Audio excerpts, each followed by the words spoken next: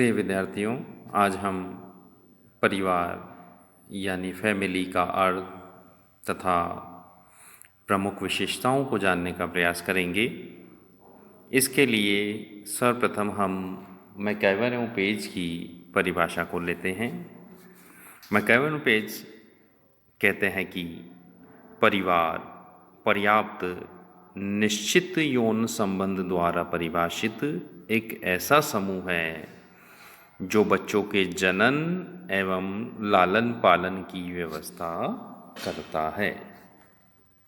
यानी क्या कहना चाहते हैं कि परिवार एक समूह है जो निश्चित यौन संबंध द्वारा परिभाषित किया जा सकता है, यानी जहाँ यौन संबंधों की अपनी एक परिभाषा और स्वीकृति होती है और जो बच्चों के जनन एवं लालन पालन की व्यवस्था करता है। यानी परिवार में ही बच्चों का जन्म होता है और उनका लालन पालन देखभाल भी उनकी सब जिम्मेदारियों का निर्वहन भी परिवार में होता है। ऐसा मैकइवर पेज अपनी परिभाषा में कहते हैं। इसी प्रकार हम भारतीय समाजशास्त्री श्यामाचरण दुबे की परिभाषा को भी यहाँ लेंगे। यह कहते हैं परिवार में स्त्री और पुरुष दोनों को सदस्यता प्राप्त होती है।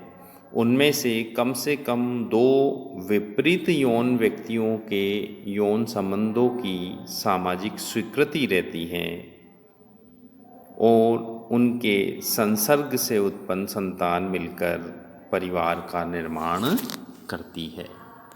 यानी श्यामाचरण दुबे क्या कहना चाहते हैं, एस.सी. दुबे क्या कहना चाहते हैं कि परिवार ऐसा एक स्थान है जहाँ दो विपरीत लिंगी यानी पति पत्नी को यौन संबंध स्थापित करने की स्वीकृति होती है और जो है वो संतान जो उत्पन्न करते हैं उसके द्वारा परिवार का निर्माण होता है। तो कुल मिला के हमने परिवार संबंधी दो परिभाषाओं को समझने का यहाँ प्रयास किया। यदि हम अपने शब्दों में परिवार को बताना चाहें तो हम कह सकते हैं कि परिवार एक ऐसा समूह है जो सामाजिक स्वीकृति प्राप्त होता है तथा विवाह के आधार पर परिवार की स्थापना होती है। इन जो दो व्यक्ति होते हैं जो परिवार की स्थापना विवाह के द्वारा करते हैं, इनको यौन संबंध स्थापित करने, संतान उत्पन्न करने का अधिकार होता है, सामाजिक और कानूनी स्वीकृति होते हैं तथा इनसे उत्पन्न संतान मिलकर एक परिवार का निर्माण यह है करते हैं। तो कुल मिला के परिवार एक ऐसी संस्था है जिसको दो विपरीत लिंगी स्थापित करते हैं और उनसे उत्पन्न संतान वैध मानी जाती है और वह भी उस परिवार का हिस्सा मानी जाती है। तो कुल मिला के हमने परिवार का अर्थ समझने का यहाँ पर प्रयास किया। अब हम परिवार की प्रमुख विशेषताओं की चर्चा करेंगे। सर्वप्रथम इन परिभाषाओं के आधार पर ही हम परिवार की परिभाषा को लें तो पहली विशेषता है मैथुन संबंध या सेक्सुअल रिलेशनशिप। परिवार वह स्थान है, वह संस्था है जो दो विपरीत लिंगियों को सामाजिक और कानूनी रूप से स्वीकृत यौन संबंध स्थापित करने की अनुमति प्रदान करती है। दूसरी परिवार की प्रमुख विशेषता को हम अगर यहाँ लिखना चाहें या समझना चाहें तो हम कह सकते हैं कि संतान उत्पत्ति का स्थान, मतलब हम दूसरे शब्दों में अगर इसको कहना चाहें तो संतान उत्पत्ति परिवार की दूसरी विशेषता के रूप में होती है। परिवार वह स्थान है जो सामाजिक रूप से स्वीकृत और कानूनी रूप से स्वीकृत संतान उत्पत्ति जहाँ पर दो विपरीत लिंगी कर सकते हैं। परिवार की और विशेषताएं हैं सार्वभौमिकता। परिवार यूनिवर्सल होते हैं, जहाँ पर भी मनुष्य हैं उस सब स्थान पर उन्होंने परिवार की स्थापना करी है, चाहे वो दुनिया का कोई सा भी क्षेत्र हो। इसलिए हम कहते हैं कि परिवार यूनिवर्सल अथवा सार्वभौमिक होते हैं। अगली विशेषता है भावनात्मक आधार। परिवार का आधार इमोशनल बेसिस होता है। व्यक्ति भावनाओं से बंधा हुआ अपने परिवार के सदस्यों के साथ भावनाओं के साथ बंधा हुआ होता है, और ये भावनाएं न केवल पति पत्नी बल्कि दादा दादी, संतान इत्यादि परिवार के सब सदस्यों के साथ होती है, और ये भावनात्मक आधार ही परिवार को मजबूती प्रदान करता है। तो परिवार का भावनात्मक आधार भी होता है। अगली विशेषता है निर्माणशील प्रभाव। एक फॉर्मुलेटिव बेसिस जो परिवार का होता है, इन्फ्लुएंस परिवार का होता है। परिवार यदि हम कहें तो एक ऐसी जगह है जो शिशु के समाजीकरण के लिए, यानी उसके व्यक्तित्व के निर्माण के लिए, समाजीकरण के माध्यम से उसके व्यक्तित्व के निर्माण के लिए जिम्मेदार होता है। उसके व्यक्तित्व का भी वहाँ विकास होता है।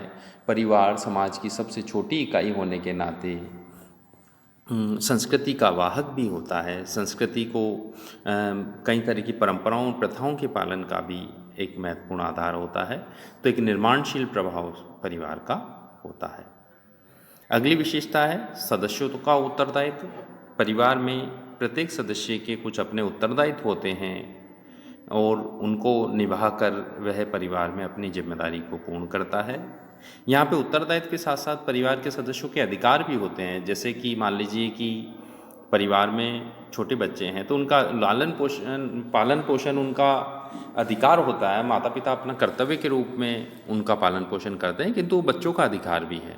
तो ऐसी स्थिति में अधिकार और कर्तव्य दोनों परिवार के साथ जुड़े हुए होते हैं।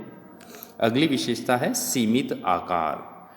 परिवारों का आकार हमेशा सीमित होता है। वह 2 सदस्यों से लेकर 10, 20, 50, 60 सदस्यों तक भी हो सकते हैं, मगर बहुत बड़े आकार के परिवार हमें देखने को नहीं मिलते हैं।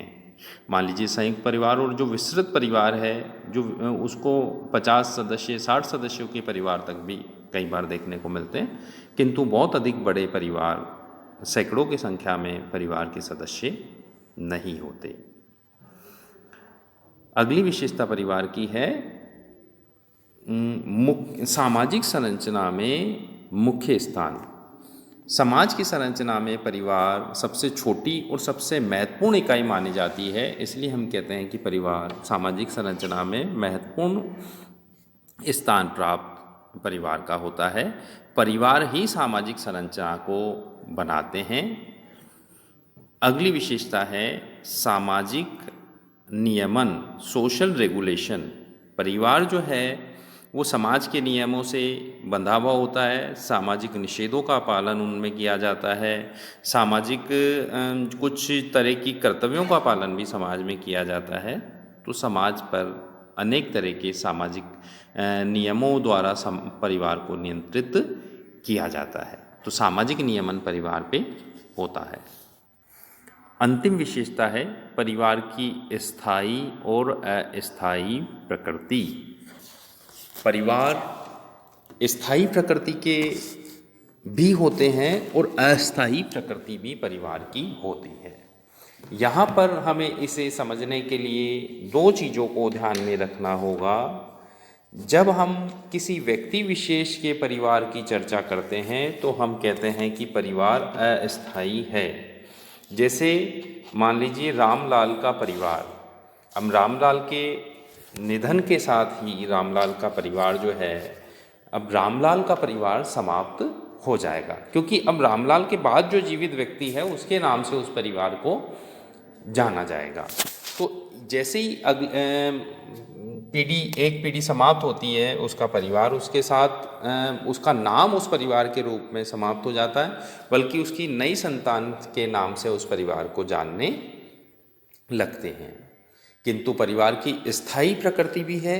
वो इस रूप में है कि परिवार हजारों वर्षों से इस पृथ्वी पर बने हुए हैं।